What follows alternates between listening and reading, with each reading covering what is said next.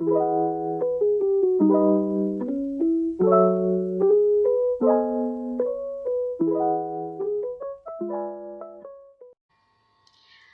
Assalamualaikum warahmatullahi taala wabarakatuh. Perkenalkan, nama saya Zulfatul Faiko, NPM 719212905. Pada pertemuan kali ini saya akan mempresentasikan mengenai mata kuliah Manajemen Koperasi dan UMKM. Pada saat ini kita sudah tiba pada materi UMKM, yakni usaha mikro, kecil, dan menengah. Apa sih itu UMKM? Kegiatan ekonomi rakyat yang berskala kecil dengan bidang usaha yang secara mayoritas merupakan kegiatan usaha kecil dan perlu dilindungi untuk mencegah dari persaingan usaha yang tidak sehat. Adapun undang-undang dalam UMKM.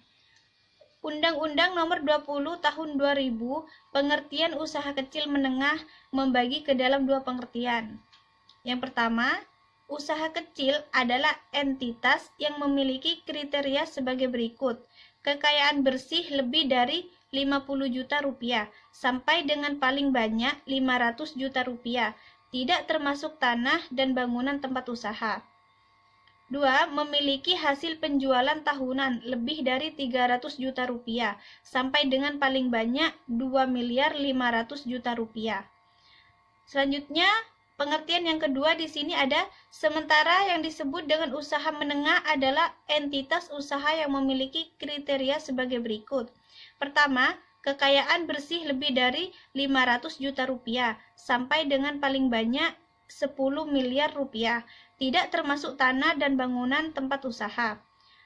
Yang terakhir, memiliki hasil penjualan tahunan lebih dari 2 miliar 500 juta rupiah sampai dengan paling banyak 50 miliar rupiah.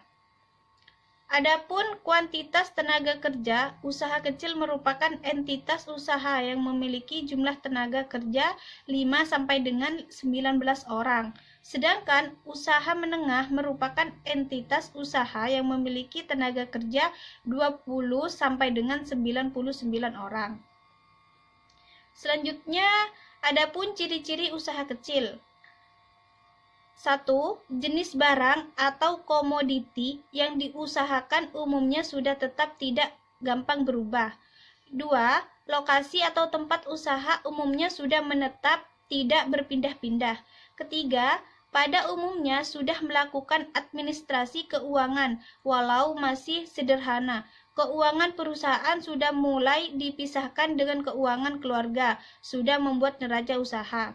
Yang keempat, sudah memiliki izin usaha dan persyaratan legalitas lainnya termasuk NPWP. 6. Sumber daya manusia atau pengusaha memiliki pengalaman dalam berwirausaha. 7. Sebagian sudah akses ke perbankan dalam hal keperluan modal. 8. Sebagian besar belum dapat membuat manajemen usaha dengan baik seperti business planning. Baik, poin selanjutnya di sini ada ciri-ciri usaha menengah. Yang pertama, pada umumnya telah memiliki manajemen dan organisasi yang lebih baik, lebih teratur, bahkan lebih modern, dengan pembagian tugas yang jelas antara lain bagian keuangan, bagian pemasaran, dan bagian produksi. Kedua, telah melakukan manajemen keuangan dengan menerapkan sistem akuntansi dengan teratur, sehingga memudahkan untuk auditing dan penilaian atau pemeriksaan termasuk oleh perbankan. Yang ketiga, telah melakukan aturan atau pengelolaan dan organisasi perburuhan, telah ada jam sostek, pemeliharaan kesehatan, dan lain-lain. Yang keempat, sudah memiliki segala persyaratan legalitas antara lain izin tetangga, izin usaha, izin tempat, NPWP, upaya pengelolaan lingkungan, dan lain-lain. Yang kelima, sudah akses kepada sumber-sumber pendanaan perbankan. Yang keenam, pada umumnya telah memiliki sumber daya manusia yang terlatih dan terdidik. Baik, pada poin selanjutnya di sini ada kinerja UMKM di Indonesia. 1. Sektor UKM sebagai penyedia lapangan kerja bagi jutaan orang yang tidak tertampung di sektor formal. 2. Sektor UKM mempunyai kontribusi terhadap pembentukan produk domestik bruto atau PDB. 3. Sektor UMKM sebagai sumber penghasilan devisa negara melalui ekspor berbagai jenis produk yang dihasilkan sektor ini.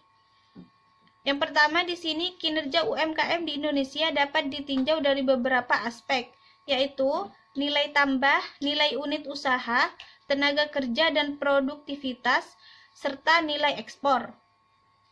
Berikutnya, adapun kontribusi UMKM terhadap kesempatan kerja dan PDB.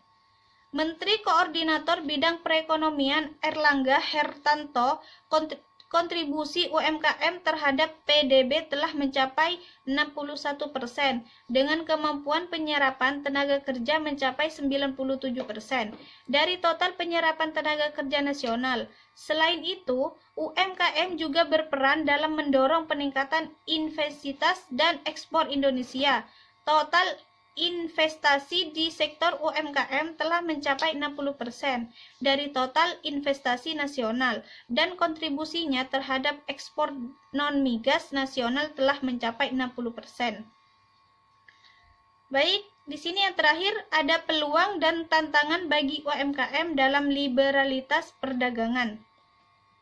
Kementerian Koperasi dan UMKM telah merencanakan berbagai program strategis seperti Gerakan Kewirausahaan Nasional atau yang biasa disebut dengan GKN, pengembangan inkubator bisnis, pengembangan dan perluasan pasar produk UMKM. Namun, pemerintah masih luput untuk fokus pada pengembangan sumber daya manusia dan teknologi untuk meningkatkan kemampuan inovasi dan mutu produk sehingga produk UMKM Indonesia bisa diakui secara internasional. Baik, mungkin itu saja yang dapat saya sampaikan. Kurang lebihnya mohon maaf. Assalamualaikum warahmatullahi wabarakatuh.